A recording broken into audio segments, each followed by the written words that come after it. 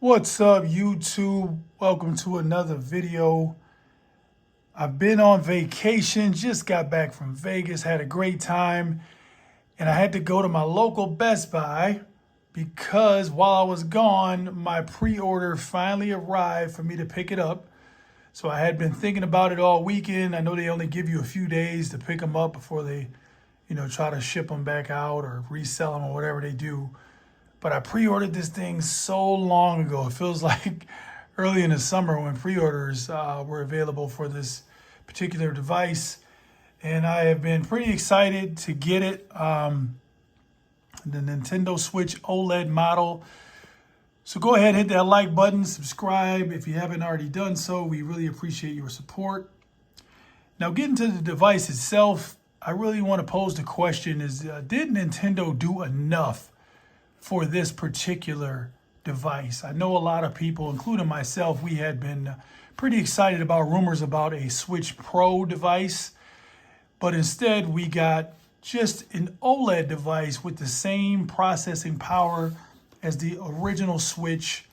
Now, mind you, I do believe that even this older Switch model, I guess now, I believe this is the 2020 version that I'm holding right here, or 2019, whenever they kind of increased the battery life or whatnot.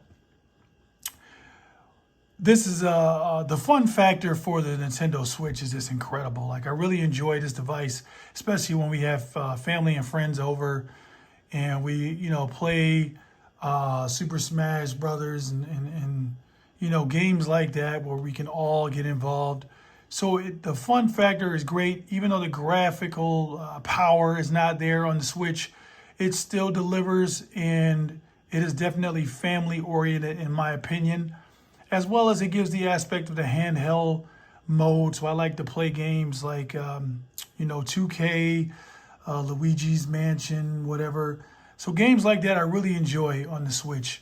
So just getting the OLED model, I'm hoping that it really just enhances what I already love about the handheld mode, because I know getting this newer model does not really enhance the dock play. So I guess, the question for you guys out there is, did you pick one of these up, or are you really holding out hope that there is a Pro model on the way? So I know there's a lot of talk about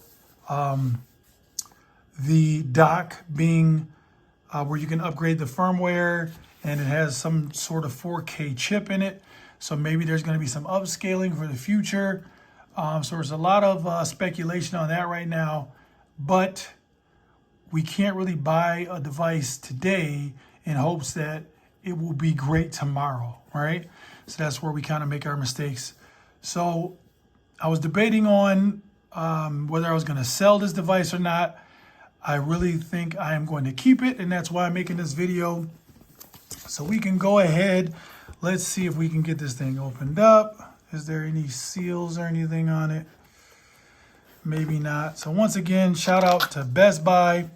When I pre-ordered this thing, originally I tried to get it, I believe, through GameStop, which is really my go-to for gaming. But I was unsuccessful with the pre-order there, but I got it through Best Buy. So as we crack it open, we've got the device here. So we'll put that to the side, see what we get. So we've got the whitish Joy-Cons. It's almost like an off-white. I know there's still questions about the Joy-Con drift, which I'm sure still exists with this model as well. So there we have the Joy-Cons. No change there. All right, so this comes out. Nothing really in here. So we do get the docking station,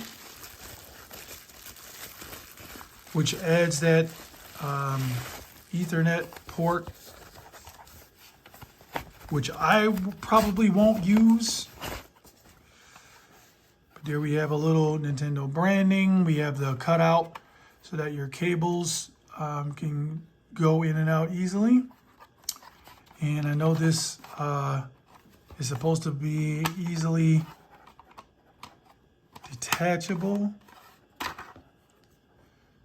There you you see the inside. So we've got our HDMI out. You put your AC adapter there, and then we have the Ethernet port there at the bottom. Slight design or a vent, but that's really all to it on the back of the dock. And then we have the glossy black interior and a logo that I know originally a lot of people thought would light up, but it does not. So there's the dock, which I'm sure is going to be sold separately in the future, especially now that we know you can upgrade the firmware. All right, and then the outside, we've got the 2 USB ports. So that's really it for the dock. And let's see, so we've got our HDMI cable, pretty standard. We get our standard power brick with USB-C tip. We get our Joy-Con dock or holder or whatever you want to call it. No changes there. It would have been nice if they would have put some off-white hits on here as well, but they did not. And we also get the little guardrails for the Joy-Cons. All right, so that's really it for the box itself. So for the actual OLED device, so I'm really curious to see these side by side. I'm definitely not going to keep this original switch here. I'm gonna sell this one. I have no need to have 2 switch devices in the household. So there we have our power button, the volume rocker at the top. We've got our vent there at the top. We do have our slot for the cartridges, which I think I heard that is really difficult to get open because there's no latch. Let's see. Yeah, I don't really have nails, but I was able to get in there. Not too much of a hassle. And we do have our headphone jack there, which I won't be using anymore now that they activated Bluetooth, thank goodness. It's just funny how they had that capability for years and just finally activated it.